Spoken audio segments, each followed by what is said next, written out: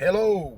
For today's video, papunta tayo ngayon sa ating isa sa service project natin, so basic literacy program in partnership with World Vision, ito ay isa sa mga priority project ng ating UFG President Jumi Borlasa, kung saan yan abangan natin mamaya. Barangay Concepcion, we can do so much more po tulad nito. Isa na naman po tayong goal dito at tulungan ng ating mga bata. So, by doing this kind of program po, ang Brigada Pagbasa will lay the very foundation of education.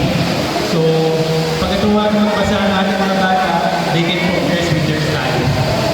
So, again, by doing this program, we're able to help our children not just today, but for their tomorrow as well. Yun na po, hindi na po